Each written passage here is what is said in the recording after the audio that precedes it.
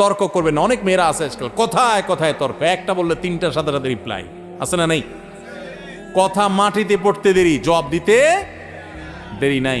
মা বোনরা স্বামীদের সাথে দুর্ব্যবহার করবেন না, তারা আপনাদের অভিভাবক, আল্লাহ দায়িত্বশীল করেছেন। আপনার বুঝে না আসলো একটু সবর করেন, সহনশীল হন, শ্রদ্ধা করতে শিখেন।